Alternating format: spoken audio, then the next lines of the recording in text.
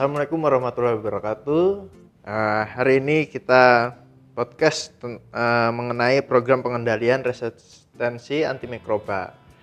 Dengan saya di sini Dr. Gigi Evan dan narasumber kita kali ini adalah Dr. Erlinda Widyastuti, spesialis patologi klinik. Assalamualaikum dokter. Waalaikumsalam. Gimana dok, sehat ya dok ya? Alhamdulillah sehat. Dokter Evan juga sehat ya? Alhamdulillah dokter. Nah, dalam beberapa menit ke depan nanti kita akan membahas tentang program ini. Kita kulik-kulik dengan dokter Erlinda. Oke dokter ya. Oke. Ya, langsung saja sih ini dok. Kita membahas tentang program pengendalian resistensi antimikroba ini. Nah, mungkin di sini masyarakat masih banyak yang belum tahu dokter tentang resistensi antimikroba itu sendiri. Nah dok, boleh sedikit dok dijelaskan tentang apa itu resistensi dari antimikroba itu sendiri dokter? Oke dokter. Ya, terima kasih. Jadi resistensi antimikroba itu dari kalimatnya bahwa suatu mikroba itu tahan ya terhadap antimikroba. Jadi antimikroba baik itu parasit, terus virus, jamur maupun bakteri tetap bisa hidup dan berkembang biak meskipun diberi antibakteri, diberi antivirus, anti jamur, anti parasit tetap bisa berkembang biak. Bagaimana bisa terjadi seperti itu? Awalnya dimulai dari penggunaan antibiotik yang kurang bijaksana ya, kurang bijak atau kurang rasional. Jadi penggunaan antibiotik tanpa sesuai resep atau petunjuk dokter. Bisa dosisnya yang terlalu rendah atau dosisnya yang terlalu tinggi, kemudian durasinya yang terlalu pendek atau durasinya yang terlalu panjang. Kemudian bisa juga terjadi mutasi sendiri dari mikroba tersebut, terjadi mutasi genetik sehingga dia bisa resisten terhadap antimikroba yang diberikan. Dan yang heboh lagi adalah antar mikroba ini sendiri bisa transfer genetik. Jadi suatu mikroba yang sudah punya gen resisten terhadap suatu antibiotik, itu bisa mentransfer gennya ke mikroorganisme lainnya. Jadi menularkan kesaktiannya begitu dok. Gitu dok ya. Kalau untuk program ini sendiri dok, latar belakang dibentuknya itu apa sih dok? Jadi itu diawali dari meningkatnya jumlah kasus infeksi yang disebabkan resistensi antibiotik. Jadi infeksi-infeksi ini meningkat ternyata setelah dilakukan pemeriksaan laboratorium, ternyata penyebab infeksinya adalah mikroba-mikroba yang resisten terhadap antimikroba. Itu menjadi masalah. Ketika infeksi itu disebabkan mikroba yang resisten, apalagi mikroba yang multiresisten, akan menyebabkan sulit pengobatannya kan. Sulit pengobatannya, mencari obat yang efektif juga sulit. Biayanya juga akan semakin besar, perawatannya semakin lama. Itu latar belakangnya. Kemudian WHO sendiri pun sudah mengeluarkan statement di tahun 2014 bahwa memang terjadi peningkatan resistensi antimikroba dan ini akan menjadi masalah kesehatan global dok. Karena kalau dibiarkan akan timbul suatu mikroorganisme yang menjadi superbug. Dia akan menjadi pan-resisten. Dia tahan terhadap semua antibiotik sehingga kita manusia tidak bisa membunuh mikroba tersebut. Ya. Akhirnya di tahun 2016 itu PBB sudah mengeluarkan resolusi untuk menangani ini masalah resistensi antimikroba tersebut. Dok. Nah dok, dari program PPRA ini dok, nah itu apa tujuan dibentuk dari program ini sendiri dok? Jadi tujuannya karena masalahnya ini diawali dari penggunaan antimikroba yang tidak rasional atau tidak bijak ya, kurang bijak. Jadi tujuannya utamanya itu untuk meningkatkan penggunaan antimikroba ini secara rasional, secara bijak. Jadi benar-benar digunakan sesuai aturan, itu yang pertama. Kemudian tujuan berikutnya apa? Untuk menurunkan jumlah mikroba yang resisten. Menurunkan jumlah mikroba yang resisten dari pengendalian pemakaian antimikroba tersebut dok. Kemudian tujuannya juga mencegah penyebaran mikroba yang resisten tersebut. Jadi supaya penyebaran infeksi akibat mikroba yang resisten ini bisa diputus penyebarannya. Sehingga kalau bisa terputus, maka harapannya mikroba yang resisten ini bisa hilang. Begitu, Dok. Gitu. Nah, Dok, dari kegiatan pokok dan PPRA apa saja sih, Dok, kegiatan pokoknya, Dok? Jadi kegiatan pokoknya dari PPRA, Program Pengendalian Resistensi Antimikroba. Yang pertama itu PPRA membuat suatu program kebijakan atau SOP bagaimana pemakaian antibiotik secara rasional. Setelah dibuat landasannya, kemudian dilakukan edukasi, Dok. Edukasi kepada nakes, teman-teman di rumah sakit ini, kemudian edukasi kepada masyarakat luas tentang pentingnya penggunaan antimikroba secara bijak untuk mencegah terjadinya resistensi antibiotik ini. Gitu. Setelah dilakukan membuat landasannya ya dengan pedomannya, SOP-nya, kemudian melakukan edukasi, pelaporannya, Dok. Jadi ketika ada infeksi yang disebabkan oleh mikroba yang resisten, segera dilakukan pelaporan, kemudian dilakukan monitoring dan evaluasi, termasuk melakukan forum diskusi penyakit infeksi secara terintegrasi multidisiplin, biasanya antar DPJP, baik itu anestesi bedah, penyakit dalam, kemudian dari pihak laboratorium juga, dari komite farmasi terapi, melakukan forum diskusinya. Harapannya bisa menyelesaikan masalah-masalah infeksi yang disebabkan oleh mikroba yang resisten. Nah, Dok, ini dari langkah-langkah itu, Dok, langkah-langkah apa saja untuk mencegah resistensi antimikroba itu sendiri, Dok? Langkahnya yang pertama adalah memakai antibiotik secara bijak, Dokter. Okay. Jadi benar-benar harapannya baik itu nakes maupun masyarakat luas menggunakan antibiotik ini benar-benar kalau sakitnya perlu antibiotik. Karena ada beberapa sakit yang tidak perlu antibiotik, Dokter. Yeah. Ada yang bisa sembuh sendiri, biasanya virus itu bisa sembuh sendiri. Kemudian pemberian antibiotiknya ini memang sesuai dengan penyebab infeksinya.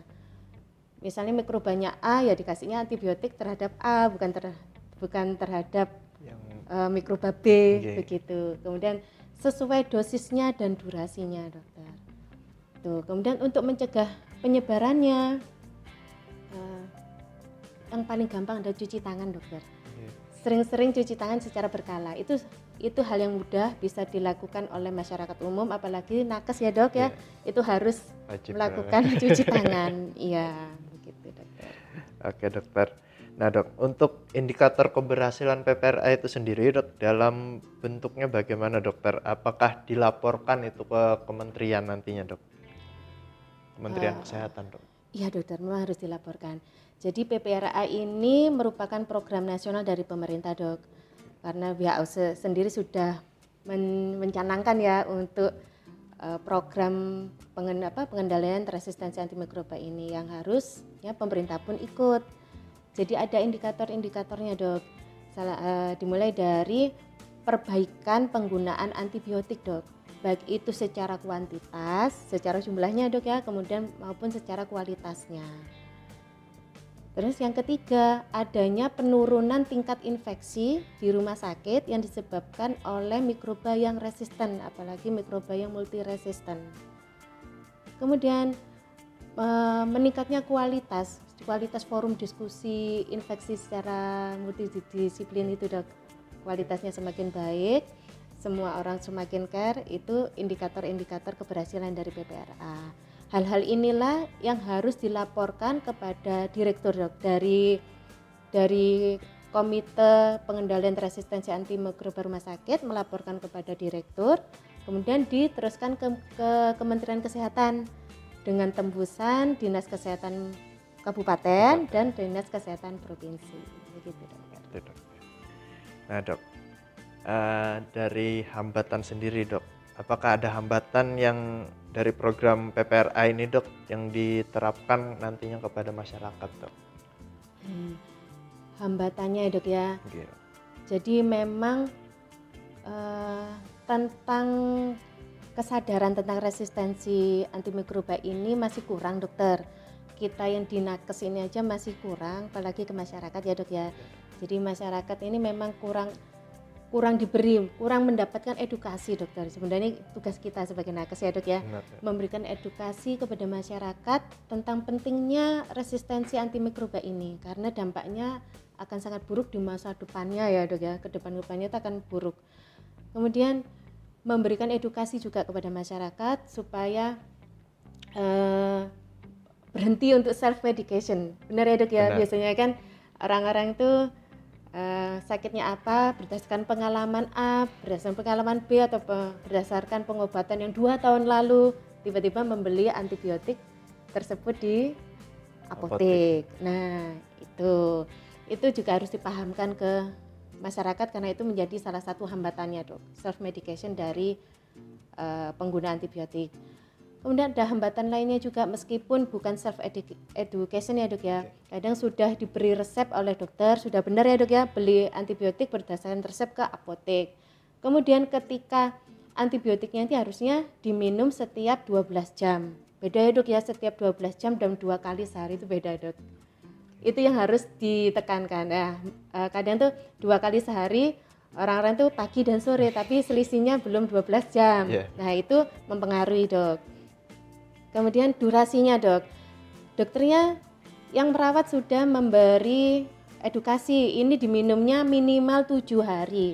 Tapi hambatan yang terjadi di masyarakat ketika sudah merasa enak, itu 3 hari berhenti dok. Iya, stop udah dok. Itu justru akan menumbuhkan mikroba itu menjadi resisten terhadap antibiotik, karena dia masih masih belum mati, masih mabuk gitu, sudah berhenti antibiotiknya. Akhirnya dia bisa mengolah gennya itu supaya resisten terhadap antibiotik. Jadi kuat dok ya. Iya betul.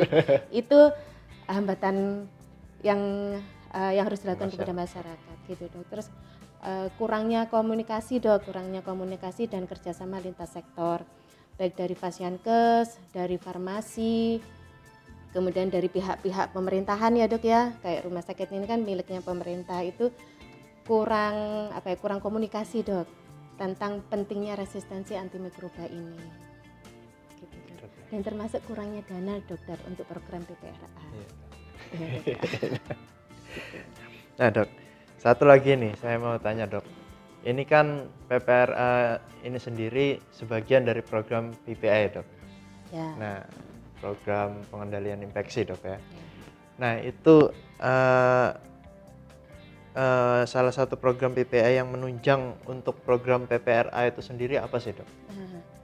Tadi kan tujuannya PPRA kan menurunkan angka resistensi antimikroba ya dok ya. Benar. Dan mencegah penyebaran infeksi akibat mikroba yang resisten. Nah ini yang bisa dijalankan oleh PPRA dan PPI. Caranya gimana ya dok ya? Caranya dengan meningkatkan kewaspadaan standar atau standar precaution. Jadi kalau memang harus pakai sarung tangan ya pakai sarung tangan dokter. Jadi kalau memang harus waktunya pakai masker ya harus pakai masker. Itu juga mencegah transmisi. Kemudian wajib cuci tangannya itu dok di 5 momen itu.